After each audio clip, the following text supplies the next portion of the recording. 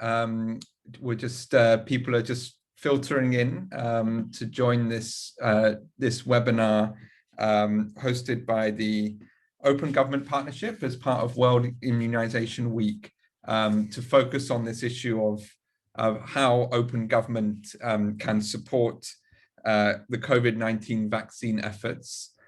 Just a few logistical announcements while people are joining. We are offering translation for this webinar. So for those of you that have used Zoom translation before, please just click at the bottom of your screen on the language button, and you can choose English or Spanish interpretation using the Zoom desktop or mobile app for this feature. And we'll remind people as well in the chat box how to use that. We'll just get started as people join. So we have a really great group today to discuss this really important topic. Since the start of the pandemic, the Open Government Partnership, which now has 78 national and 76 subnational members and thousands of civil society organizations involved, has been advocating for an open response and open recovery. And this campaign has shown how open government can support effective pandemic management, from open health data to open procurement on medical equipment, to open spending of the vast stimulus and safety net packages.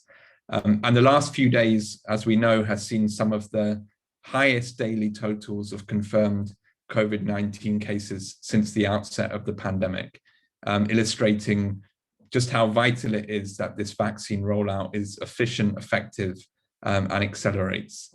So the question today is whether and how open government approaches can help with this effort. What we're hoping for from this discussion is to surface ideas that government and civil society reformers who have joined this webinar from around the world find useful and practical for their context. OGP is really an action platform where discussions like this one can be translated into concrete reform commitments at the national and local level. So we hope to see OGP members incorporating policies related to the pandemic and to immunization into their future open government action plans. So the structure of this webinar is we're going to start with a kind of global picture with our first two speakers to look at the overall context around the pandemic and the vaccine rollout. We'll then dive into a few thematic policy areas which we think could be interesting for the open government community to explore. And then finally, we'll have a country case study from Argentina looking at what applying open government approaches could look like in practice. Please do post questions throughout the webinar using the chat function, and I'll try and put them to our guest speakers during the program. So if you have a small question or a big question, just post it as you think of it, and I'll try to incorporate as many of those as possible. I'm going to introduce our speakers throughout the event, so I won't do a long series of introductions right now. So to start with, looking at the global picture, we have two speakers to kick us off. Firstly, we have Eloise Todd, who is the co-founder of the Pandemic Action Network, which is a network of organizations from around the world committed to improving pandemic preparedness and ensuring an equitable response to COVID-19. Eloise is also an advocacy, policy, campaigns and strategy specialist who has worked in the EU institutions as well as the One campaign. So Eloise, I'm just wondering, just to begin this conversation, if you could share your thoughts around what some of the global current challenges are around vaccine distribution and inequity, and where you see some of the intersection with open government. Over to you, Eloise. Brilliant. Thank you so much, Joe. And it's a real privilege to be here. I'm a massive fan of the Open Government Partnership and the work that you do to bring practical action to governments around the world. So thank you for this opportunity. You mentioned the situation in India, and it feels almost impossible to talk about COVID-19 response without referring to that in some way, because it also has big implications for the way in which we think about the vaccine rollout for a couple of different reasons. And for those of you that are not familiar with the figures, or you've probably heard them on the news, we know that in the last 24 hours, there were 324,000 new cases. And that's now nearly a week of new cases being above 300,000 per day. And although today's is 10% down on yesterday's, you can see the scale of that. And although India's obviously a huge country, just by way of perspective, back in February, the cases got down to around 9,000 per day, and we're really on a sort of downward trajectory. So we can see the rate of exponential growth of the transmission of COVID-19. I think the first lesson is that we have to look at our COVID response holistically. So the vaccine rollout is vital, but as we can see, if you don't have testing and therapeutics in place, particularly in the case of India, oxygen is the thing that they're really lacking, then there are problems. So although there's a huge focus on vaccines, and indeed we focus a lot on that, it's worth bearing in mind that transparency and openness around the full range of PPE and therapeutics and diagnostics is absolutely essential. So I would say that is as much part of the need for the vaccine response and contract and openness, transparency that we need to focus on. So back to sort of taking a step back, really, to look at the global landscape and think about the intersections of transparency and accountability and open government. I think we've just having a small, if we just have a small potted history of what's happened in terms of the global response to the pandemic, we can highlight some plus points and some positives and some areas where we not only need to do better next time, but we need to try and reform and recalibrate our response as we go, because otherwise we're going to be in a rolling pandemic for a really long time. So just a year ago, countries came together and said, we need a multilateral response to this. We need to have something that provides diagnostics, therapeutics, vaccines to the world.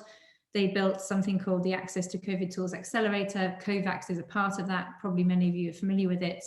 And it's a great idea. Put tens of billions of dollars in, procure vaccines at a cheaper price for more people, and be able to supply the world with vaccines.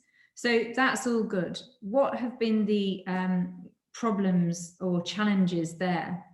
Well, one challenge is that while COVAX is an essential part of the landscape, it's not the only way in which people and countries are getting vaccines. So countries have created their own bilateral deals. The African Union has sorted out a bilateral deal with a regional deal, really, with Johnson & Johnson, for example.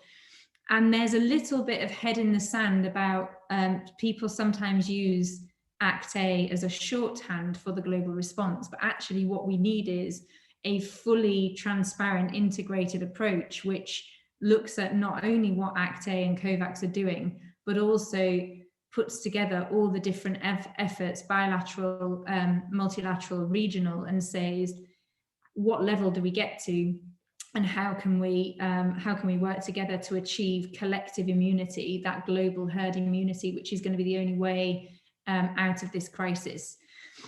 So thus far, we're a year in and no one has actually come up with a plan for global immunity. So although we're big fans of COVAX and we spend a lot of our time as advocates raising money for it, it's important to know that the $19 billion funding gap for Act A and the $2 billion funding gap for COVAX is only actually to cover, at a push, 27% of people in LMICs this year. And much of that will be backloaded in the last quarter of the year. So again, we are shouting to anybody that will listen that we need urgently to have a plan that gets us to collective immunity. So I think when we're thinking about transparency and open government, one of my appeals to this community is how can we have, while it's important and crucial to have open government at the local and national level, I think we're missing almost an openness and transparency to global governance in this crisis, the sort of multilateral strands that need to be shone a light on, not because we don't care about what happens locally, but because precisely we do want to be able to deliver locally. And I think until and unless we get an earlier handle on these situations, it shouldn't take 1 year for everyone to bandy together and say, where on earth is the plan to global herd immunity? Where's the plan for each country? And there's been this sort of defensiveness and tendency to say, well, don't worry, we've got it covered. We've set up this thing, without having a realistic assessment of what that can achieve, and no kind of conversation about how to build partnerships with other regional efforts. Some conversation, but not enough. And I'm exaggerating slightly, but these points, we are big fans of ACT-A and COVAX, and they must be supported, but we also need to do whatever it takes to get to global immunity. Another sort of thing to think about as we think about the kind of transparency we need around contracts is the sort of race to the bottom we've seen on purchasing of vaccines. That's another huge issue that, again, it's both national and regional, but there is a global angle that we don't yet have adequate rules for, shall we say. So the fact that there are now 15.5 billion doses reserved by countries in the world, and yet over a third of those are reserved for high-income countries, and only a few billion of those are for all the low and middle-income countries. So you see this huge kind of disproportionate impact where there is literally no limit on how many doses countries can buy. So you've got countries like Canada that have purchased and secured 9 times the amount of doses compared to their population. For the UK, it's 7 times the amount. And there's a brilliant website which I would urge you all to look at, launchandscalefaster.com by Duke University. And it's a brilliant resource for all of these facts. But again, it's taking there's so much information out there, but it's taking some of these really sort of granular and laser-like looks at the numbers by civil society and by academic institutions to really shake down what the problems are. So how do we deal with that? How do we get better at using real-time data, not only on the procurement, but also on other crucial elements of the vaccine rollout? So there's the procurement issue, which is a huge problem to deal with, and one that makes it even more important for countries to give away their doses as upstream as possible in the chain. If you're the UK and you've nearly vaccinated your whole population and you've got 300 million doses still to arrive, you can already divert them to COVAX. You can do that before the labels are put on, before they even come off the production line. So we need more transparency around the actual production of vaccines and where vaccines are in the production line, right from creation to delivery in country to being put in people's arms. So I think thinking through there's a huge opportunity with this crisis in the most, in terms of data and in terms of understanding in real time what's going wrong, what's working, and what we can do better, not for the future, but for the next phase. So what can we do with all the information that's out there that can really help local communities to say, well, hang on a minute, we know that there's X amount of vaccines sitting over here, and we're over here and we don't have any. So what on earth is going on? And that could apply within countries as well as between countries. But I do think we have to think through this global aspect quite carefully. And then just to sort of take another step back in terms of how, just to help the conversation today and frame it a little bit, in terms of a successful vaccine rollout, there are 3 big chunks that you need to get right. Number 1, of course, you need to procure the vaccine and actually have the vaccine supply available. Number two, you need the ability to deliver and put that in people's arms. You need the healthcare workers, you need the cold chains, you need the logistical support, as well as the human capacity to deliver. And then thirdly, and something that is often overlooked, is you need people to be willing to receive the vaccine. You need to overcome hesitancy and misinformation and disinformation so that people are enthusiastically going forward to take up their vaccine. And what we're finding in our initial work on this is that actually you can't really separate these things out. Of course, you need vaccine education efforts, but the smoother your rollout, the better organized it is, the easier you make it for people to get their vaccine, then the more confidence that's going to build. And early results of that, you know, obviously in developed countries, it's a lot easier, but there's been astonishingly high levels, for example, in the UK in terms of uptake, 95% of over 70s, and really high uptake in other age groups as well. And there are different cultural barriers in other countries, but certainly the sort of stuttering rollout in some places has affected hesitancy. And of course, that will be potentially a big problem in lower middle income countries as well as the vaccines roll out. So that's just a bit of a framework to think about it. Yes, procurement, we need to have our eyes on contracts, not only at the local level, but also globally. We also need to understand, you know, what do countries have in terms of their needs to deliver? What could the open government partnership do in terms of shining a light on capacity needs at the local level, the regional level, at the national level? And then on willingness to receive, there are lots of great programs out there in terms of vaccine education, but we know this is a huge and rolling problem. And the longer that the vaccine effort goes on, that, you know, we have both some time to prepare for it, but we also have some things that we have to counter, like the pauses in vaccine rollouts and some of the safety concerns around some of the different vaccines, which have really dented confidence and been handled you know, suboptimally, shall we say, by some leaders and governments. So, you know, we have a long way to go. We have a COVID spike in India, which is out of control, and a really sad situation there, which shows that even though that country is rolling out their vaccine, what they really need right now is vaccine, but also oxygen supplies. So we need to knit together always the testing, the vaccines and the therapeutics to be able to do the job that we need to do. So we need that mix of tools. We urgently need a global vaccine roadmap to get to global immunity. Only 18.3 million vaccines have been rolled out by COVAX in Africa. They're doing a great job. They're doing all they can. We know that they hope to get to 27% of people in LMICs by the end of the year. But, you know, it's the end of April. We need to ramp up faster. We need to do whatever we can to increase that supply, and nothing should be off the table. And then, as I've said, I think as we think through what open government can do, there's the local and there's the national, and there's the interplay between all the different governments and what we can do at the multilateral level to shine a light on, you know, how can countries at the national level work together to understand and make sense of the sort of gold rush for the vaccines, which has led to certain countries buying off all the vaccines or the lion's share of the vaccines, and how can openness and transparency play a part in helping dampen that down and bring up policies that at the national, regional and potentially global level to help make it a more equitable response, not only in the future, but hopefully even for this pandemic. So I'll leave it there. Hopefully that gave you a bit of food for thoughts.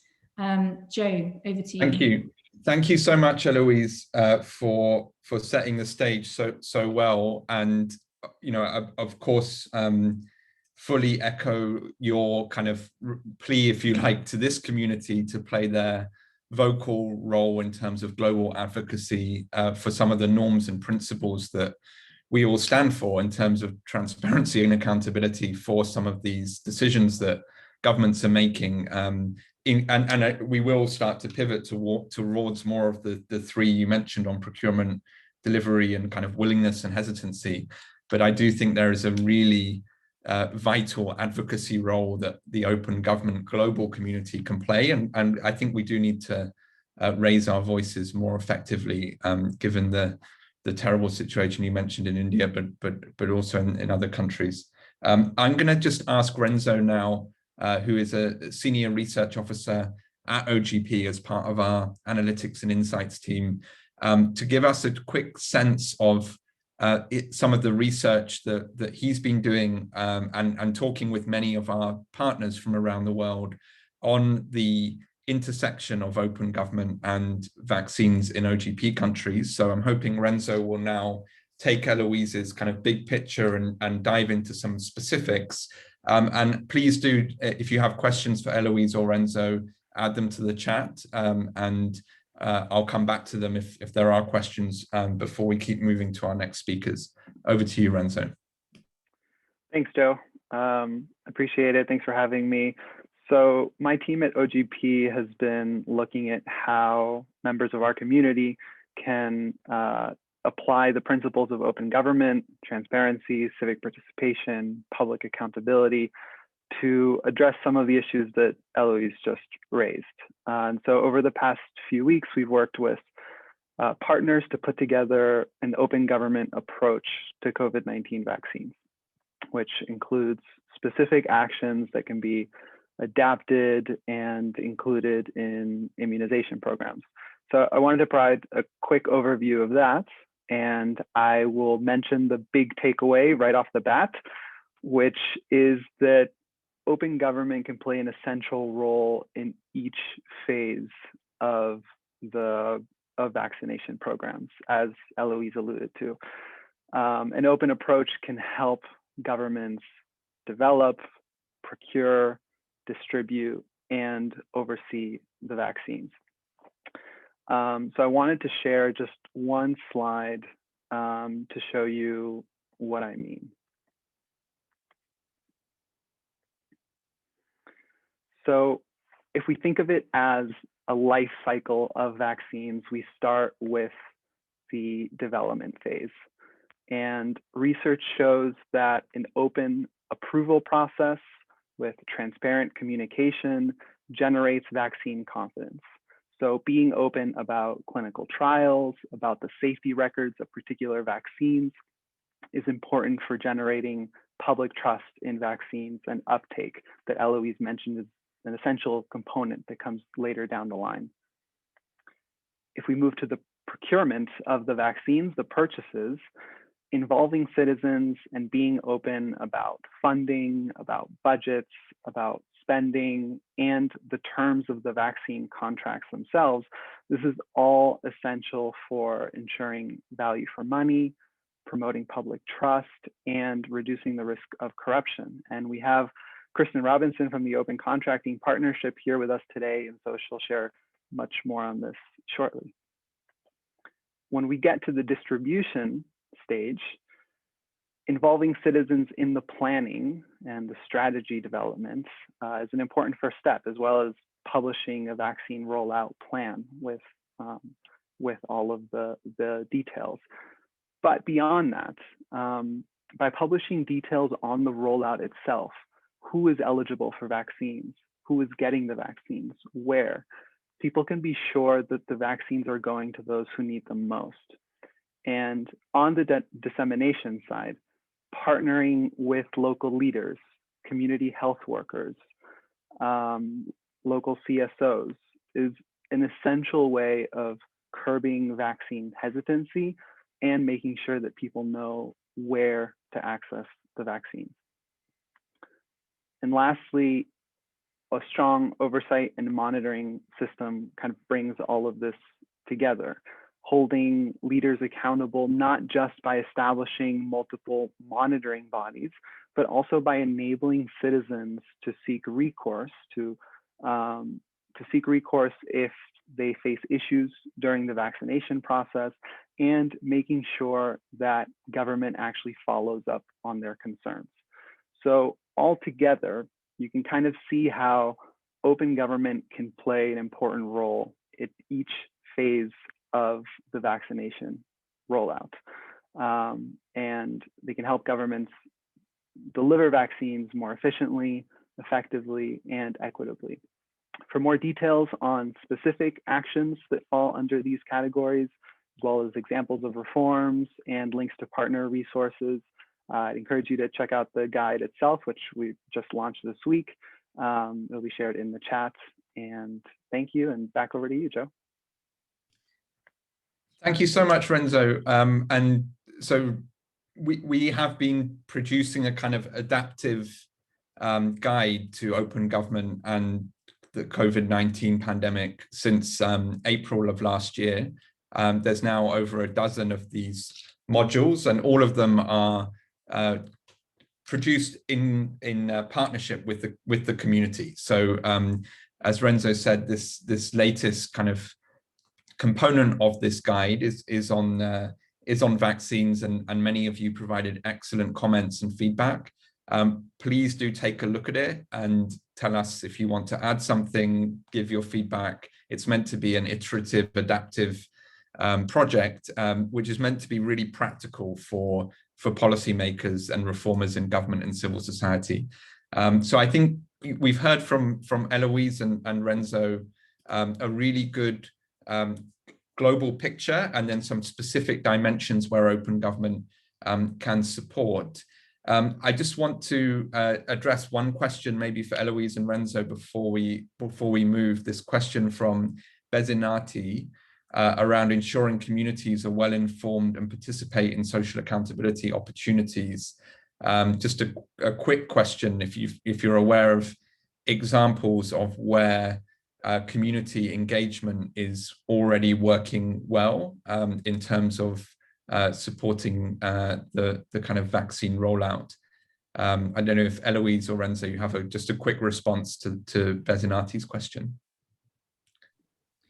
The short answer is we sadly don't have loads of data because of the state of the rollout in a lot of places. The rollout's gone better somewhere like South Africa, but there have been different challenges in this first phase of healthcare workers, with quite a lot of hesitancy even among healthcare workers.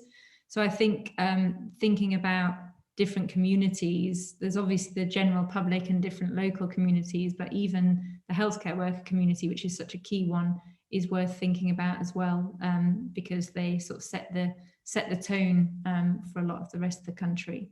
But I think we'll get more of this as the vaccine rolls out properly in different countries. And at the moment, we just have good examples from rich countries that have nabbed all the vaccine and managed to roll it out. Yeah, and one example that I could mention is similar to what Eloise is saying. It's hard where the vaccine is only beginning to be rolled out, but in the Philippines, they set up a platform for social benefits as a result of the pandemic, and included as part of that is the citizen monitoring element of hotlines, being able to raise concerns around corruption, irregularities. And so now there's this push to turn this into a vaccination, related to vaccination specifically, and social accountability there. And so our partners on the civil society end are working on holding leaders accountable for the effectiveness of these hotlines, and for making sure that citizens know exactly what they should be expecting so that they then can provide feedback. So it's definitely one to look out for going forward. Great, thanks Renzo, thanks Eloise, and would welcome also everybody who's joined this webinar to share examples in the chat of this crucial dimension. I'm now going to call up on our kind of first mini panel to continue the conversation, and we'll have a chance to hear from Eloise and Renzo again in the Q&A throughout. So we're now going to move to discussing in a bit more detail some of these different thematic approaches to open government and vaccine delivery. And if we have three speakers, if they're able to turn on their videos. So we have Prashant Yadav, who's a senior fellow at the Center for Global Development and also an affiliate professor of technology and operations management at INSEAD Business School, and has a long history of focusing on improving healthcare supply chains and designing better supply chains for products with for social benefit. We have Olusegun Oningbade, who's a co-founder and CEO of Budget, which is a civic organization, civil society organization based in Nigeria, but has increasingly been working across other African countries at the intersection of technology and social advocacy and data. And Olusegun is also a member of the OGP steering committee from civil society. And we have Kristen Robinson, who's the head of advocacy at the Open Contracting Partnership, which many of you will know focuses on supporting countries around open procurement and transparency, participation, and accountability within procurement. So a really great set of panelists, and please do, as they're speaking, add your questions to the chat. So first, I want to ask Prashant, based on your experience in health supply chains, are there some areas where you see that these open approaches we've been discussing could really make a difference? Prashant. You're muted.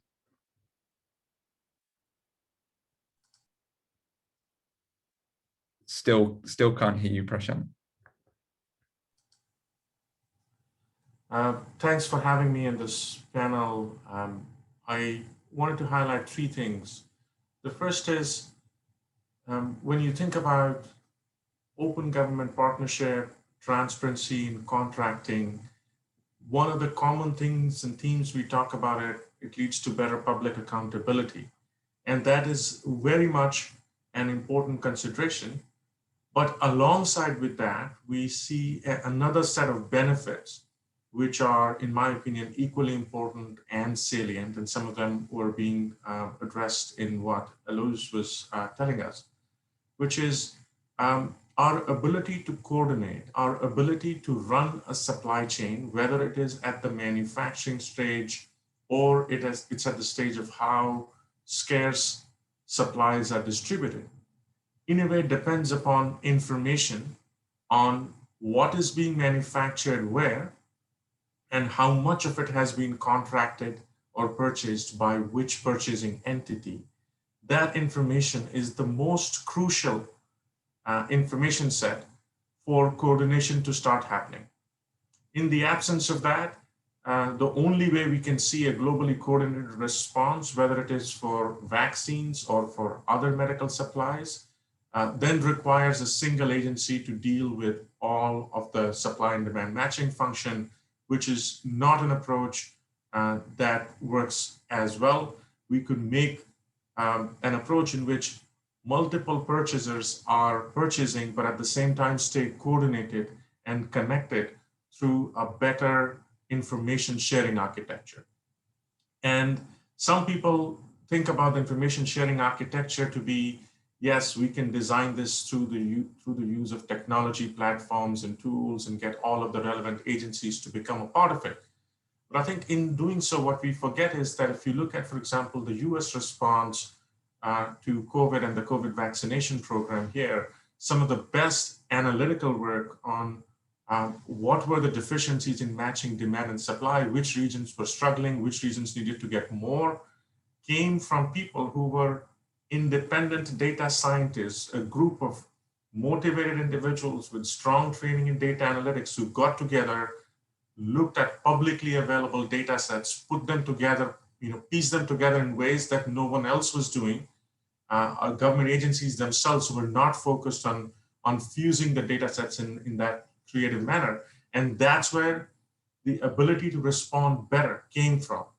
So the reason I'm highlighting this is that even if someone doesn't truly buy the argument that open and more transparent contracting is important for public accountability, which in my opinion they should and is important criteria. But even if somebody doesn't do that, there is still a huge and immense benefit for putting at least the supply and purchase information into the public domain because it allows coordination to happen with more people, more minds, and more collective intelligence and ingenuity to solve a problem. So that's the first part, and I won't repeat some of what Alois said about COVAX and our COVID procurement things. The second, which is embedded within what I just said, is the idea that unless we know clearly, thoughtfully, and precisely how much manufacturing capacity there is, we will not be able to do an equitable allocation. We will not be able to do anything that allows a fair distribution of scarce supplies. And it won't even allow us to do a better preparedness investment, because if we want to be better prepared for the future, we need to know where the gaps are in what types of manufacturing technologies, in what types of platforms. And one way to learn about manufacturing capacity and what is the current state of manufacturing networks is what can come from public sharing of information, which purchasers, governments which are large purchasers, or regulatory bodies which require manufacturers to file details about their manufacturing sites. If that information was put into the public domain, suddenly our ability to be precise about what is our manufacturing capacity, where do we need to expand it for preparedness in the future, goes up significantly. So that's the second part. A third thing has to do with deployment, and also to do with the private sector in deployment. So in many countries, we know, and colleagues who work on epidemiology and disease transmission models will remind us that faster vaccination, whether it is through the use of government-run mass vaccination sites, or it is through the use of faster, more paced public clinics, is what we will need the moment a country starts receiving supplies in larger numbers.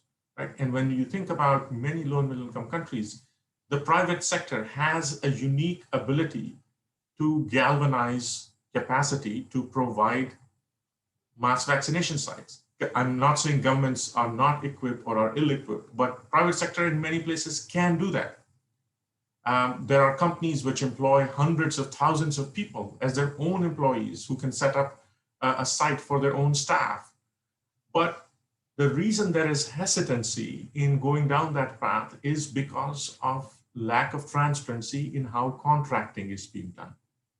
So if there was greater transparency and ability to put public scrutiny into how within a country limited doses of vaccines are getting allocated, and that transparency would allow someone to say, look, here is a big, large employer which has 100,000 people on its payroll and will allow in its own mass vaccination sites, not only its employees, but other people.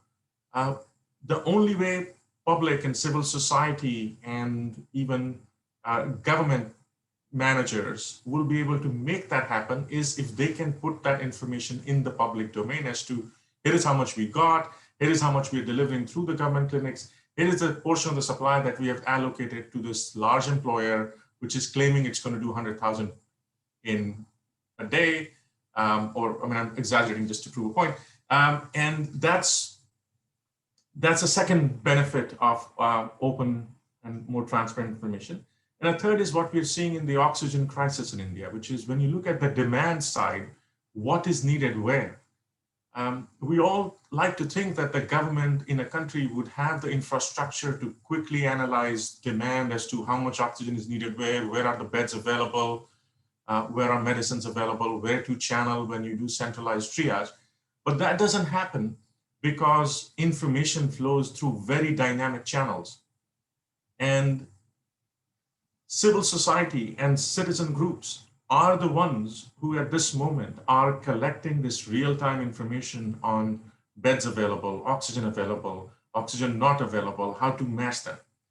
So instead of, or in addition to letting them do this in a self-organizing manner alone, which is commendable that it's a self-organized effort of bringing together information, matching its supply.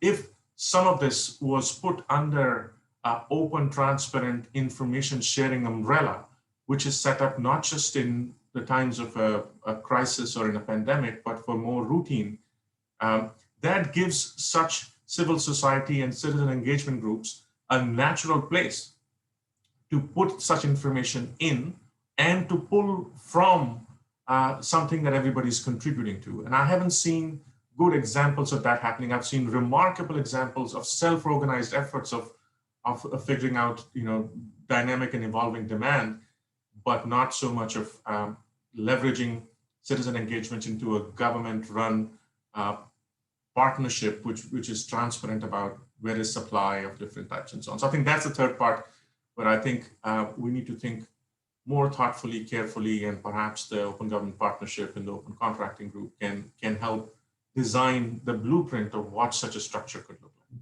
Thank you.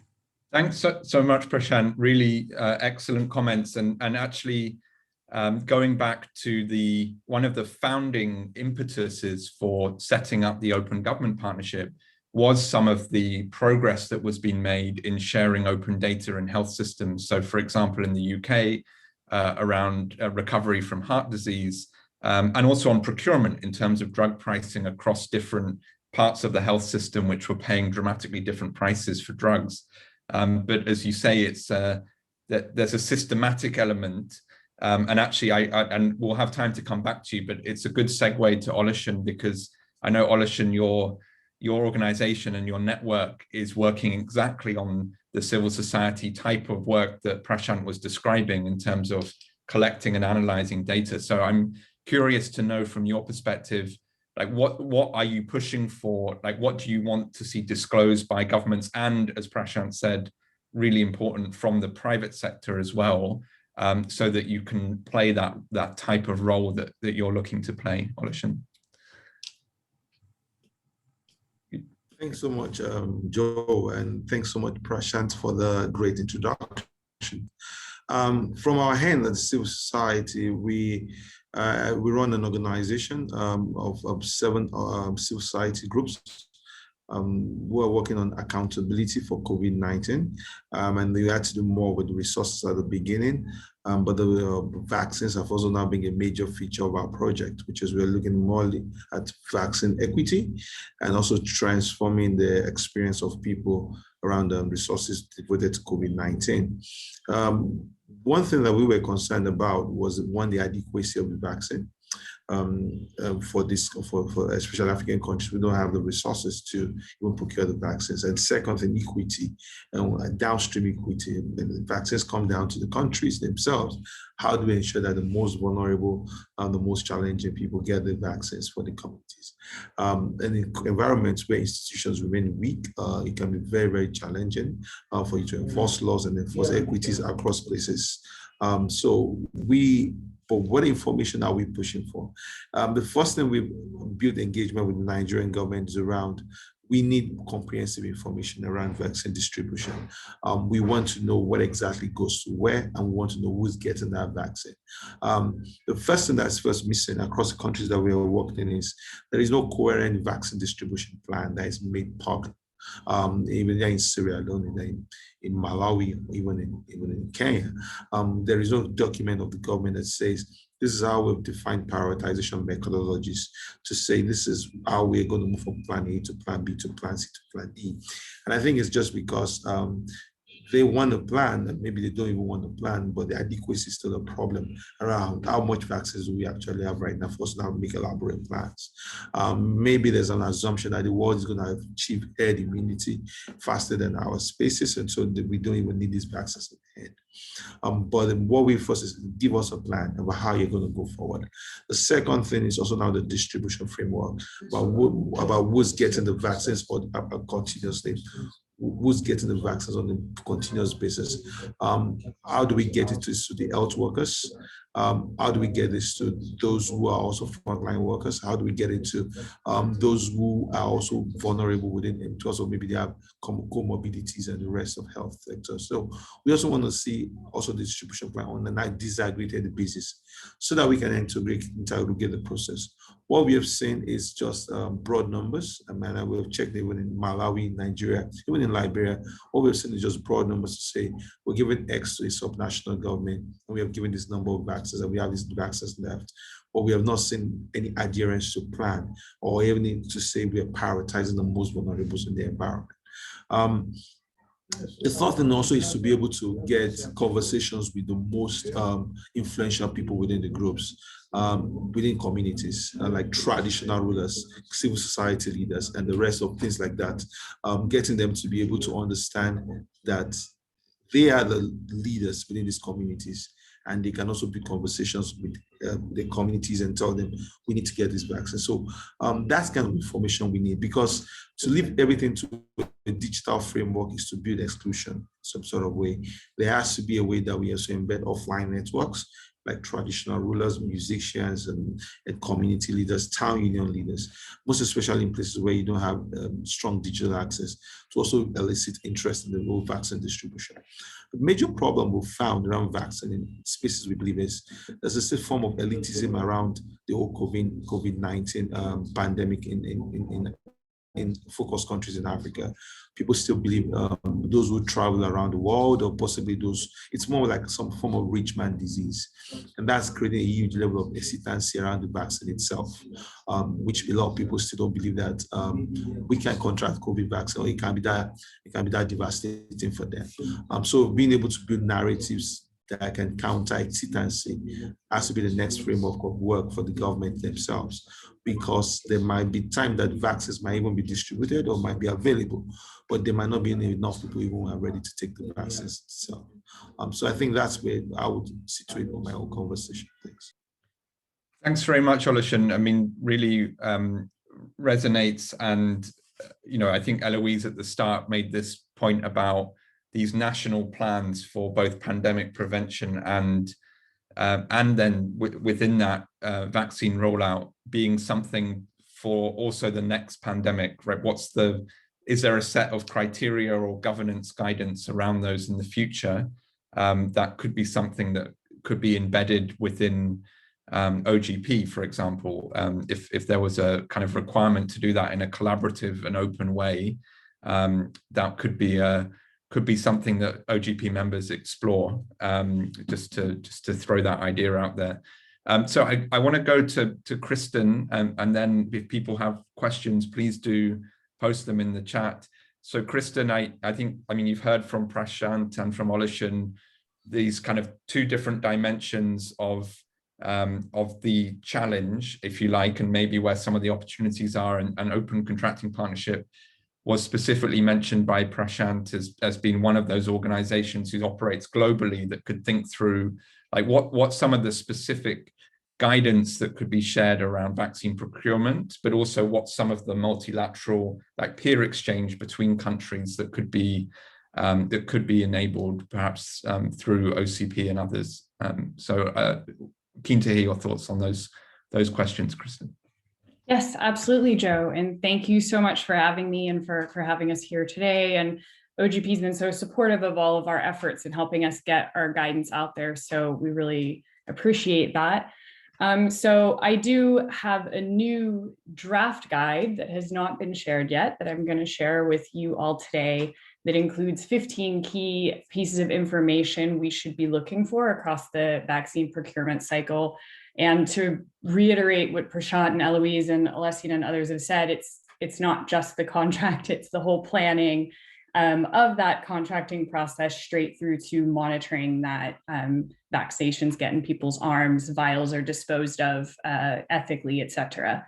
So I'm going to drop that in here along with a couple of pieces of guidance as well that some of you may have seen before our work with a number of governments on PPE, ancillary goods like needles, and also all of the services. We're very focused in this conversation, I think, on the contract itself. We imagine this piece of paper negotiated in secret with a big pharma company as the main thing, as the thing we have in our heads for vaccine doses, but there's so much around it, as Eloise has alluded to, whether that's security services or storage, the cold chain, supply management, all of those services have to be procured. And we can apply an open government approach, not just to the procurement of the vaccine dose itself, but to all of those ancillary goods and services to make sure that we have an equitable rollout. I mean, I think there are 5 5 things that we at OCP have been reflecting on as we go. And the guide I've just shared with you, that's the 3rd link in there, is very much a draft. And we've worked on that with Transparency International, and we invite everyone's feedback, insight, and comments, because I do think we're all learning as we go here. 5 reflections. Firstly, we're an extremely complex operating environment with market dynamics unlike we've ever seen before. And we have to remember procurement's ultimately about supply and demand and about markets as much as it is about process and paperwork and compliance. And in the environment we're in isn't static. New vaccines are coming in all the time. Some of them, some variants are coming that certain vaccines are resistant to. So the market dynamics are shifting really quickly. The second reflection is that we have complicated contracts and procurement planning that is being hidden by confidentiality agreements.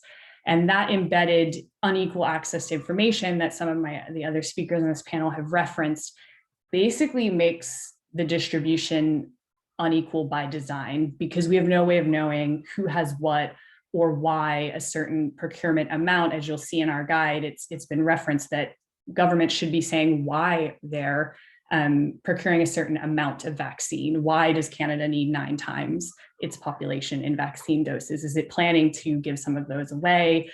Has it doubled up because it's worried about a particular variant and vaccine resistance? But without any openness in that communication, we simply don't know. So technical and legal barriers are being erected, I think, to make the process not very accessible. So the third reflection is we have to reduce that information asymmetry to improve the supply chain and to come up with the global plan. So I totally agree with Eloise, we're talking about this on a local and national level. What about the global level?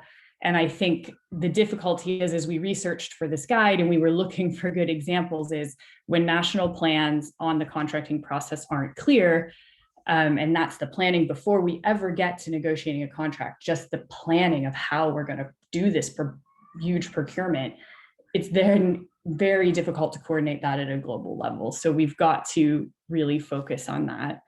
The fourth reflection is that citizen engagement is very hard when the process is convoluted, secretive, and obfuscated behind the technical and legal jargon.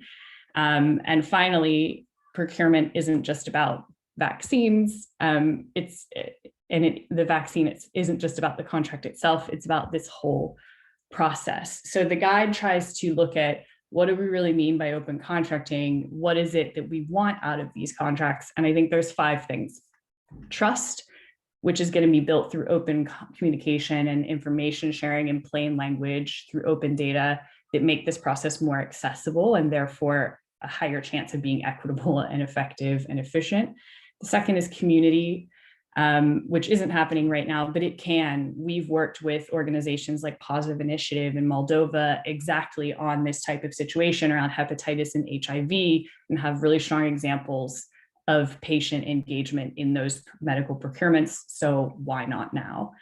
3, risk sharing, and that's where we get into liability, indemnity, march-in rights, all the horror stories we're seeing about sovereign assets being required as collateral by pharmaceutical companies. We need to have open conversations about that risk sharing. The commitments themselves in the contracts, delivery, stock management, security, quality assurance, and finally, accountability and monitoring, which is also part of the guidance we've put together to understand, right, we've signed these contracts, great, but how are they being implemented and who's checking, who's auditing that? How do we join up the plan and the budget with what was actually spent and delivered?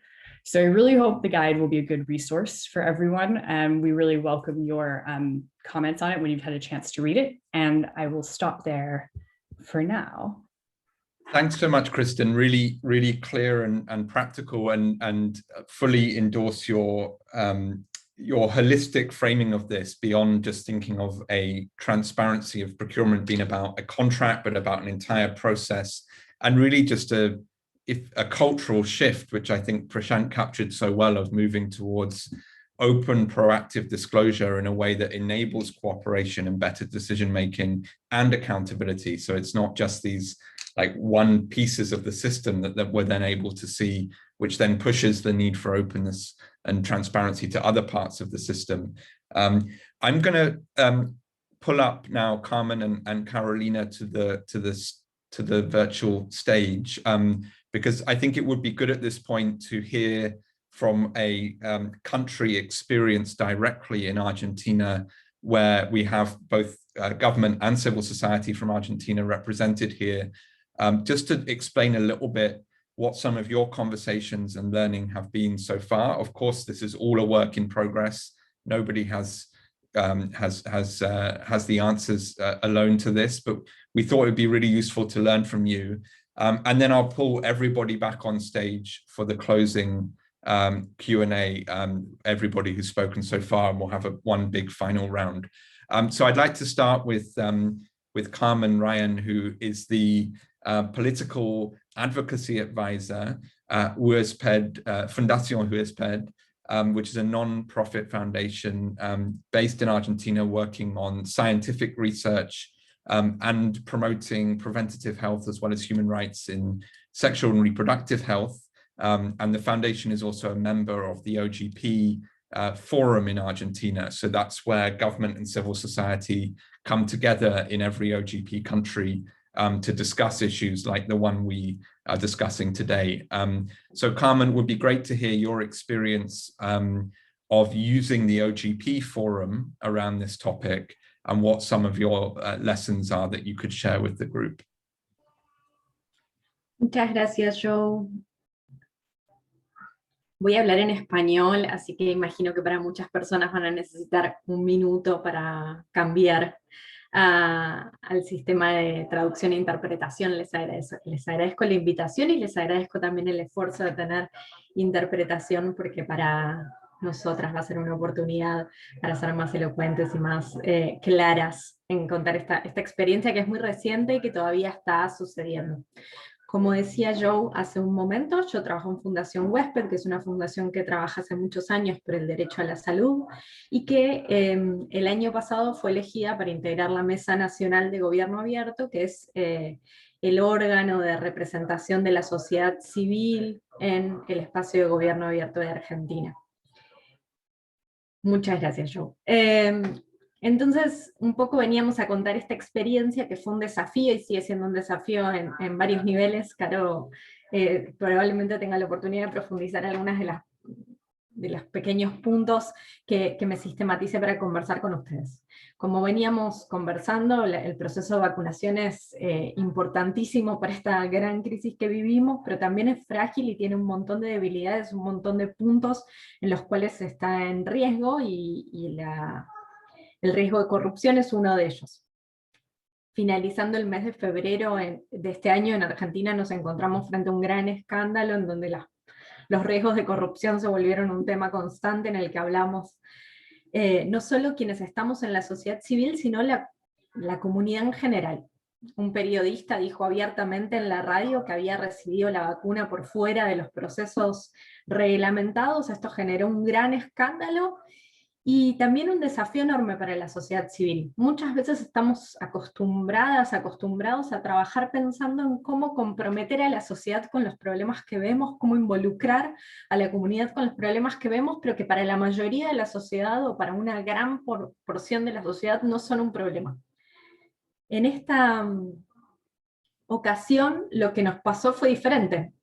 Toda la sociedad estaba de acuerdo en que esto era un problema urgente, y el desafío era otro, era pensar cómo ser constructivos al mismo tiempo que sostener el estándar más alto, cómo trabajar con un aporte que sea sólido, que sea riguroso y que contribuya a generar la fortaleza que el proceso de vacunación necesita.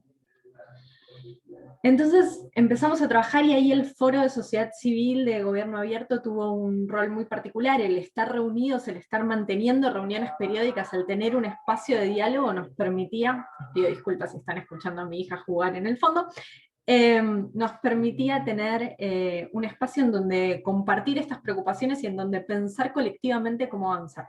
Un poco por eso les decía que yo vengo en representación de la Mesa Nacional en esta ocasión de la sociedad civil y no de Fundación USPED, porque esta estrategia que trabajamos fue absolutamente colectiva.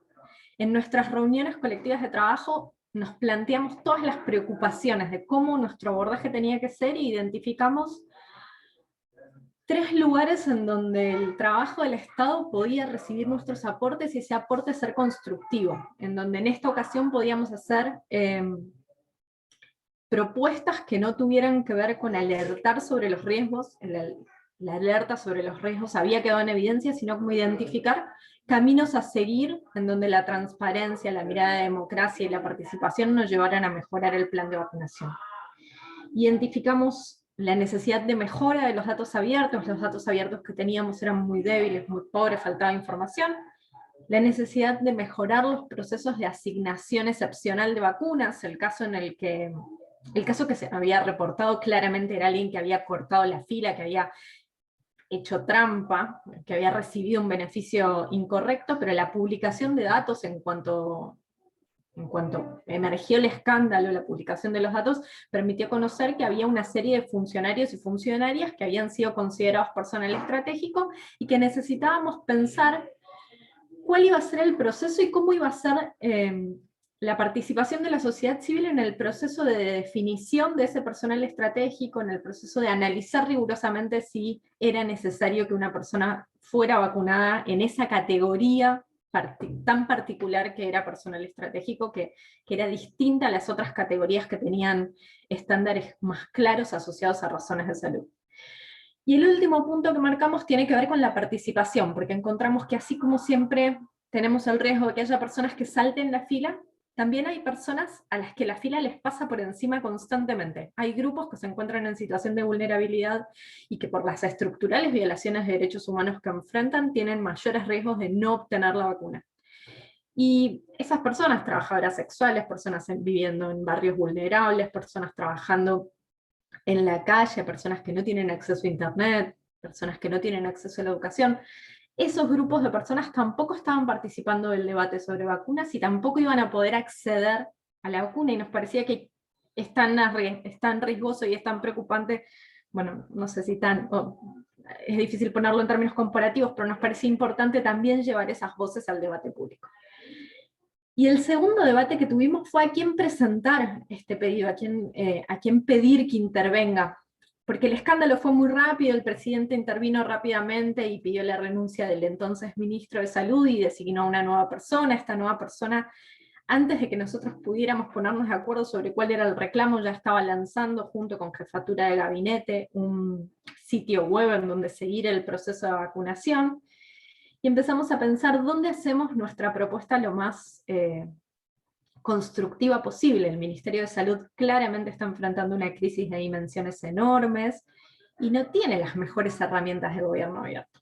Así que, bueno, desafiamos al máximo a nuestros principales socios en el gobierno, que son el área de relación con la sociedad civil y gobierno abierto, y decidimos enviar la nota no solo al Ministerio de Salud, sino al área de gobierno abierto para que intervengan, para que funcionen como nexo y nos faciliten una solución en este gran problema. Entendíamos que sus conocimientos eran claves para lograr una buena solución a esta situación de crisis.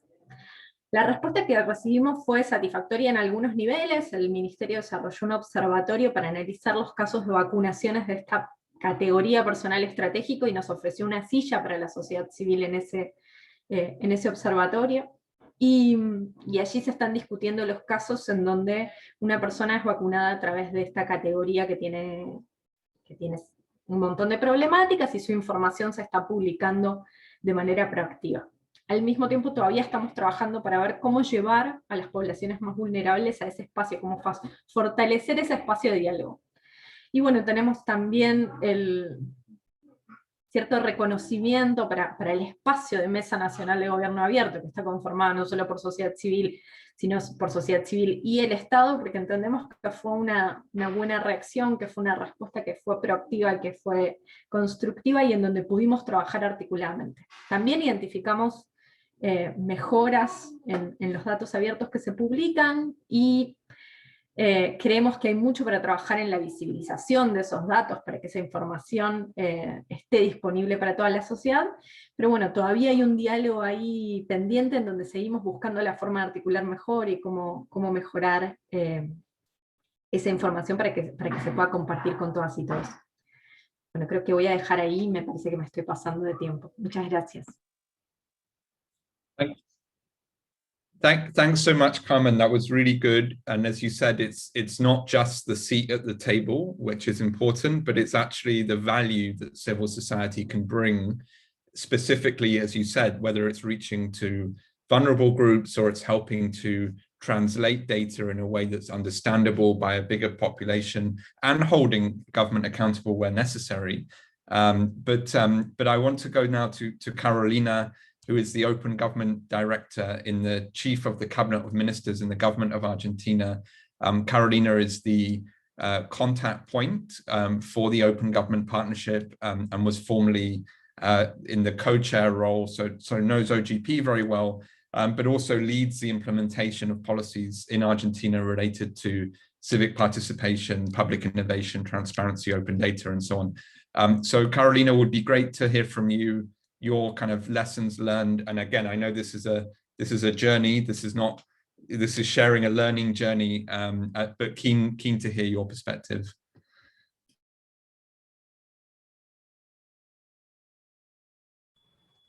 Thank you very much, Joe, and thanks, Carmen, for your words also. I'm going to switch to Spanish, my native language. Bueno, me interesa profundizar en esto que reflexionó Carmen sobre el rol de la Mesa Nacional de Gobierno Abierto.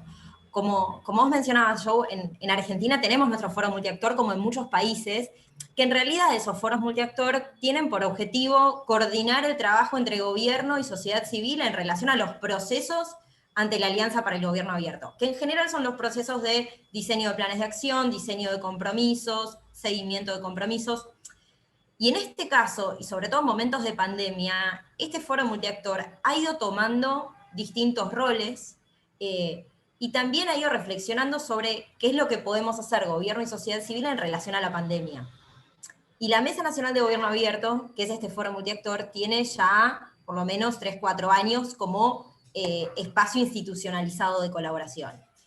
El año pasado tuvo un rol clave en lo que fue la ratificación y la ampliación del cuarto plan de acción en el marco de la Alianza para el Gobierno Abierto, con una nueva gestión que asumió sus funciones en diciembre de 2019.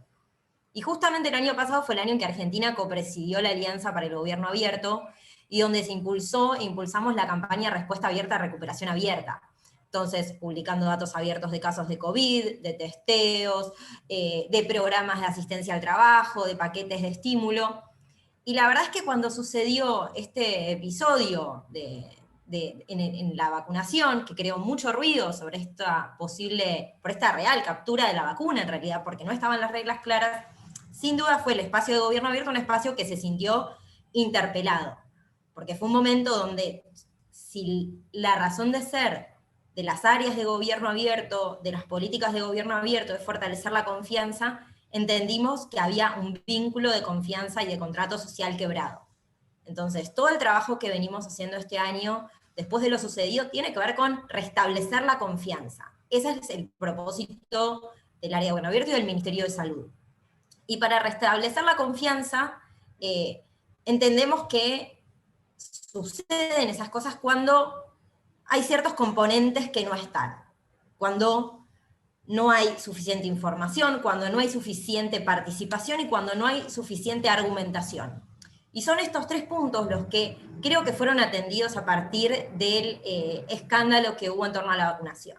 Un reclamo claro, como mencionó Carmen, de más información, más datos, no porque no se publicaran lo suficientes o no se publicaran datos sobre vacunación, se venían publicando desde el inicio de la campaña de vacunación, la cantidad de personas vacunadas por jurisdicción, pero no a un nivel de desagregación suficiente. Entonces, uno de los grandes pedidos fue más información y más datos. Un segundo pedido, o un segundo tema que se puso de manifiesto fue la necesidad de mayor participación. Durante todo el año pasado, todos los países creo que hemos visto cómo impulsar gobierno abierto en medio de una pandemia mediante acciones de transparencia. Pero sin duda el desafío ha sido la participación, porque las medidas se tienen que tomar rápido, porque no hay suficiente información, porque la información la poseen en general los ministerios de salud y las áreas responsables de las decisiones políticas en momentos de incertidumbre. Entonces había un vacío de participación. Y el tercer componente que puso de manifiesto este escándalo fue que no había suficiente argumentación. No estaban los componentes de lo que podríamos decir una democracia deliberativa, un gobierno que fundamenta sus acciones y brinda suficiente información y se responsabiliza de sus actos. Y estos tres componentes de más información, de más fundamentación y de más participación son los que están en la base de una resolución que emitió el Ministerio de Salud, a través de la cual, por un lado, definió lo que era un personal estratégico, que eran justamente esos vacíos de categorías o vacíos de información sobre a quién le corresponde y a quién no estar vacunado, pero también esta resolución fue la que vino a crear este observatorio de vacunación. Entonces, ¿cómo funcionó el espacio de gobierno abierto en este caso? A partir de la nota que nos hicieron llegar las organizaciones de la Mesa Nacional de Gobierno Abierto, respaldadas por el colectivo de organizaciones que eligen a estas organizaciones para sentarse en el foro, nos hicieron llegar una nota al área de gobierno abierto, pero también al Ministerio de Salud y a la máxima autoridad en jefatura de gabinete. Nosotros ahí lo primero que hicimos fue articular el trabajo con las nuevas autoridades en el Ministerio de Salud que habían enunciado y firmado esta resolución para poder crear un espacio de trabajo conjunto, es decir, si el Ministerio de Salud estaba trabajando en un observatorio de vacunación como una respuesta a esta crisis de confianza y como una forma de justificar sus acciones, sin duda este era el espacio a través del cual tenía que estar sumada la comunidad de gobierno abierto. Por ahora, este observatorio se ha creado y ha tenido una primera reunión con la máxima representación de la ministra de Salud, con sus equipos técnicos, pero también, como les decía, tiene que haber un componente de participación. En este espacio están representadas organizaciones de sociedad civil, está representada la Defensoría del Pueblo, está representado el Congreso Nacional. ¿Por qué? Porque son actores que venían pidiendo también explicaciones y actores ante los cuales también se va a sumar referentes de la comunidad académica y científica. Es un espacio incipiente, pero en su razón de ser tiene la participación y el diálogo. Y sobre todo, tiene la argumentación. En esta primera reunión que hubo, lo que hizo fue justificarse qué era personal estratégico, entendiendo que ese personal estratégico, que es el que es vacunado y que corresponde o no que sea vacunado. Bueno, ese personal estratégico está definido, hay un procedimiento normado a través del cual todo funcionario del Poder Ejecutivo Nacional que sea personal estratégico tiene que prestar conformidad, completar un formulario controlado, que es un desarrollo entre el Ministerio de Salud y la Secretaría de Innovación Pública, y ese formulario garantiza que sus datos van a ser publicados. ¿Por qué? Porque es información pública. Y en estos casos no se anonimiza la información, justamente por tratarse de personal estratégico.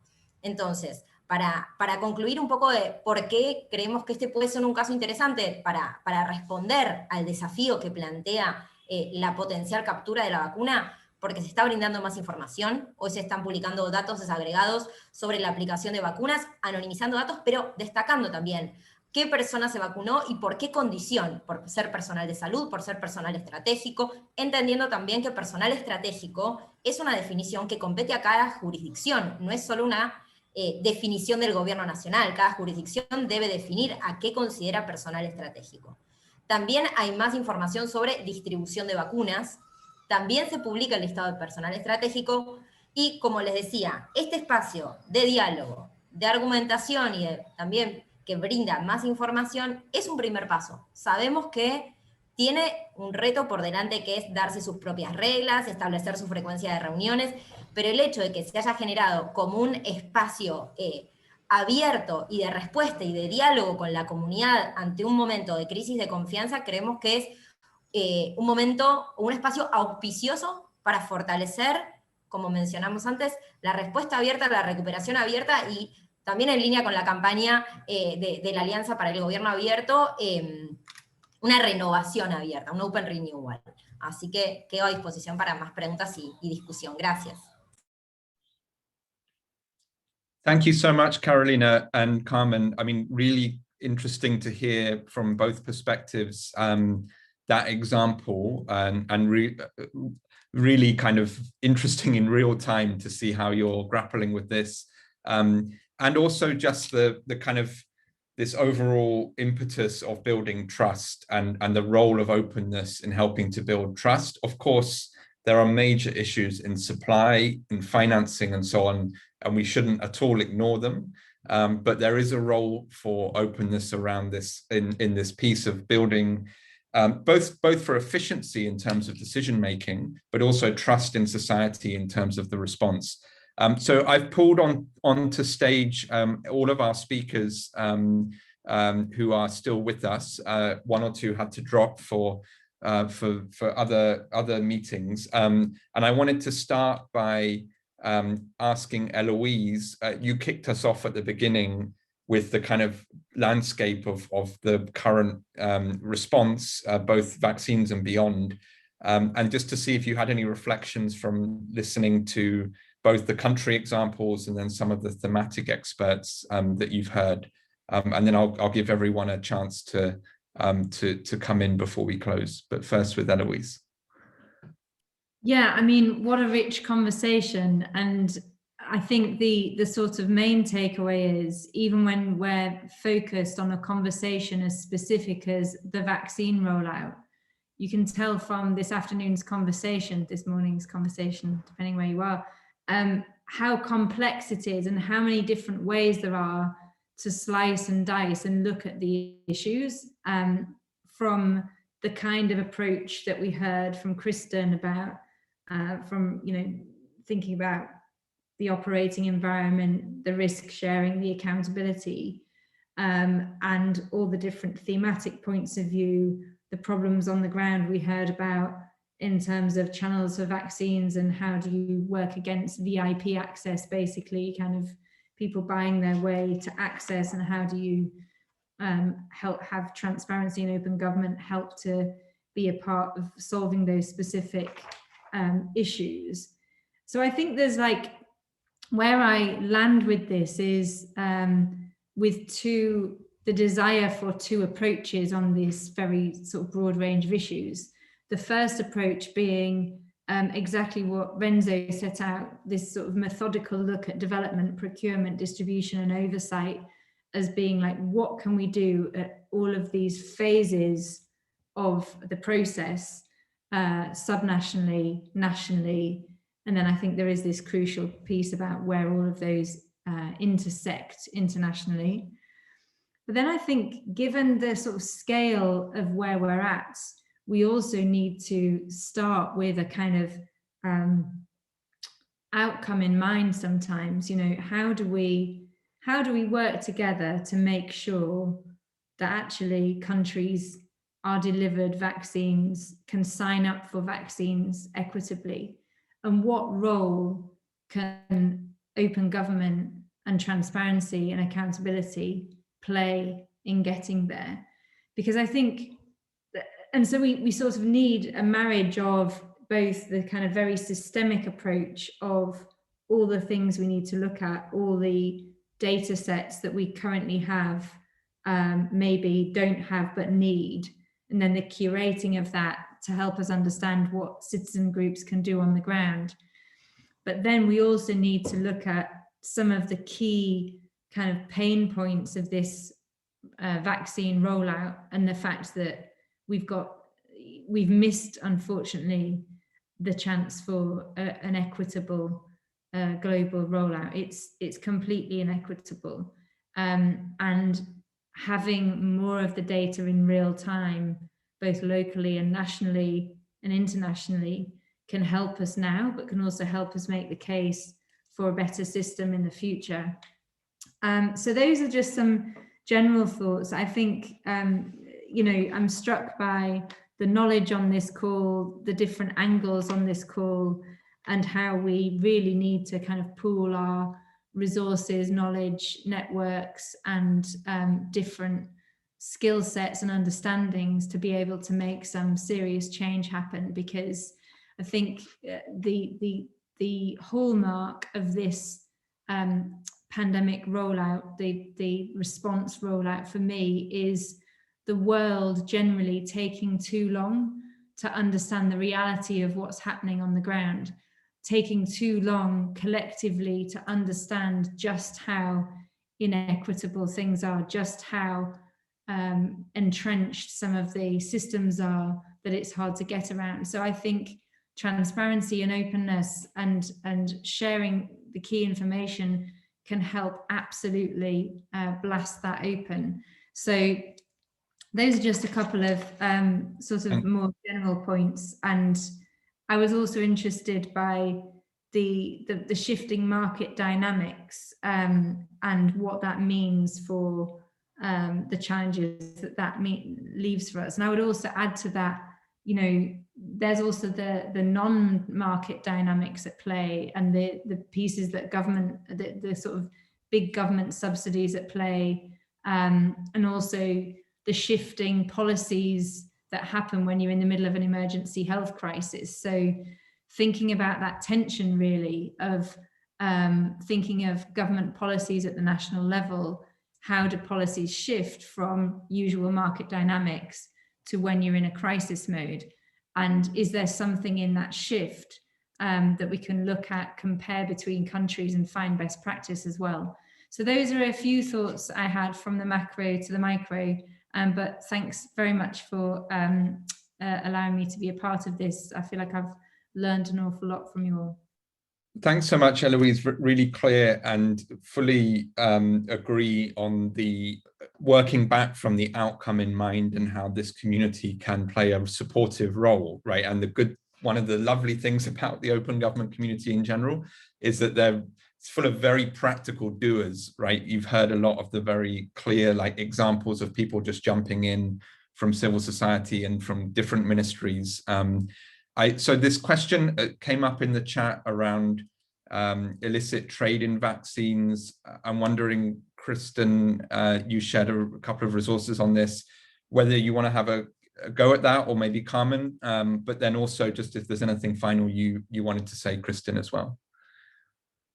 I'm not an expert in this sort of illicit trafficking aspect, so hence the link to the report. So if anyone else on the panel is, I'd welcome them to answer that. Following my final comment, I think my final comment would be to encourage everyone to think about what multi-stakeholder approach should actually look like for this. I think what we've had is an approach very much dictated by the pharmaceutical industry in many ways, with maybe a lack of courage and creativity on not just in government, but ourselves in civil society, being a bit deer in the headlights about, oh, this is so big and we've never seen anything like it before, when in fact, so many of the problems we're seeing, whether that's involving patients, like I've said, in Moldova, we do that on hepatitis. In South Africa, we do that on HIV. And I know that this is a much bigger scale and complicated pandemic, but if we can do it on a smaller scale, how do we learn from that and apply that elsewhere? When it comes to risk, you know, pharmaceutical companies take risks all the time. They have new trials, they come up with drugs for rare diseases, and they make separate risk agreements for those contracts to share risk. And we're not seeing that here. We're seeing governments take on all of the risk, the public take on all of the risk. So I would challenge us to say, you know, yes, COVID is an outlier, but what can we learn from the other things that have happened in pockets of medicine, medical procurement, and in public health management that we can apply to this? And to Eloise's point on the market dynamics, I think let's also not forget that every decision we're making is being made at a snapshot in time. And when the AstraZeneca vaccine was found to not be effective against the South African variant, for example, the market for that drug in South Africa bottomed out overnight. That's kind of what I was referring to. And we're getting more and more vaccines all the time. So we could, you know, in 6 to 12 months time, we could have tons of vaccine of all different kinds and have to think about that market much in a very different way than at the very start of the pandemic when you only have a couple that are approved. So I think I would challenge us to think a bit bigger picture and longer term and just be a bit bolder about, you know, some of these problems we have seen before in other ways. What can we be bold in applying and change the dynamics around that? Thank you so much, Kristen. And I think Carmen would be a great point for you to come in, because obviously your NGO has worked on some of those other pandemics or public health crises of the types that Kristen mentioned. So would be keen just in a minute or two to hear any final thoughts from you on that question? And also this question from Rob about how we take some of this short-term work from civil society, and make it more sustainable. If you can also try to address that, but just in a minute or two. Gracias, Joe. Qué desafío. Sobre tráficos ilícitos, no es un tema de mi expertise sobre el que vaya a profundizar mucho, pero sí dejar planteado que es un desafío en el que si no hay un cambio en la dinámica de las patentes, si no hay un cambio que permita un acceso rápido para la mayoría de la población a vacunas, necesitamos dedicar tiempo y pensar. Y es un tema en el que también tenemos que pensar en términos de seguridad de pacientes. Las vacunas no son un bien que pueda distribuirse sin una cadena de seguridad y control, y los riesgos para las personas que buscan acceder a vacunas a través de caminos alternativos son altísimos. Pensando en esos, me surge la necesidad de volver a pensar y cómo esta pandemia constantemente desafía a los estados en una necesidad que fue clara y fue urgente con el VIH también, que es la necesidad de transmitir información clara, basada en datos con rigor científico y accesible para toda la ciudadanía. ¿Cómo lograr que la información llegue a la ciudadanía? Tanto la información sobre el COVID-19 en particular y cómo prevenirlo, como la información sobre las vacunas. La cantidad de fake news, de información falsa que circula sobre las vacunas, y al mismo tiempo la puja entre convertirlas en el único bien urgente o valorar la necesidad de un proceso arreglado y claro en donde todas las personas accedan a las vacunas según su nivel de riesgo, es la mayor urgencia. ¿Cómo nos comunicamos, cómo aseguramos que esa información llegue a toda la ciudadanía de una manera en que puedan incorporarla? Es el mayor desafío que tenemos en este momento. Y cómo hacer que estos procesos en donde participa la sociedad civil se sostengan en el tiempo. Creo que la única manera va a ser seguir trabajando en ellos, porque nos desafían de maneras distintas cada día. Así como decía Christian, mañana tenemos una gran cantidad de vacunas y tenemos que medirlas en función de su nivel de éxito relativo, tenemos que empezar a pensar en otras lógicas y en otras dinámicas, los desafíos van a ser otros, y lo que se necesita es que estemos articulando y trabajando, quienes tenemos expertise en salud, junto con quienes tienen expertise en transparencia, junto con quienes tienen expertise en gobierno, articulando nuestras mejores capacidades, como decía Eloísa hace un momento, para lograr que esta pandemia no profundice desigualdades como viene haciendo, sino nos permita una salida un poco más justa. Thanks, Carmen. Really helpful. Carolina, just in a minute, because we're running out of time, any final reflections from you? And I know there was a big question on disinformation, but I understand that probably take more than a minute, but just your final thoughts. Sí, creo que es un gran desafío el tema de la desinformación y las noticias falsas hoy en día, pero entiendo que la mejor manera de evitarlas es mediante la comunicación muchas veces directa con la ciudadanía. El tipo de explicaciones que nosotros quienes formamos parte del observatorio o quienes trabajamos en gobierno y podemos escuchar de nuestros pares, ¿por qué? ¿Cómo se distribuyen las vacunas? ¿Cuántas se asignan? ¿Por qué tiene esta vacuna que tener ciertas condiciones de preservación, de refrigeración, que muchas otras vacunas no tienen? ¿Por qué se crea un registro que antes no existía? Muchas veces las noticias que se comunican son incompletas, a veces son falsas, pero creo que la mejor manera de combatirlo es mediante la responsabilización y el diálogo directo. Necesitamos más, seguramente, instancias de interlocución que no sean a puertas cerradas, que puedan ser abiertas a la ciudadanía, y obviamente promover el consumo de información responsable de fuentes oficiales. Sin duda el periodismo es un aliado, pero también entendemos que en las redes sociales muchas veces circula información que se replica y que no es la oficial y que puede dañar mucho la confianza y la seguridad en estos momentos. Thanks, Carolina. And Renzo, any final word from you just before we wrap up? I think we've lost Olusegun, but Renzo, any thoughts?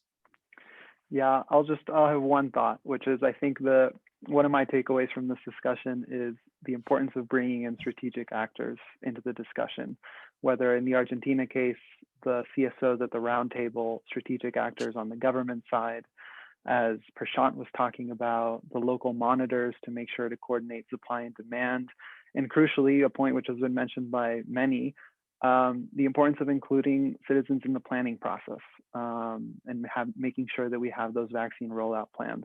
So that multi-stakeholder discussion, as Rob alluded to in his point, I think that's going to be one of the big challenges that we're going to need to focus on going forward.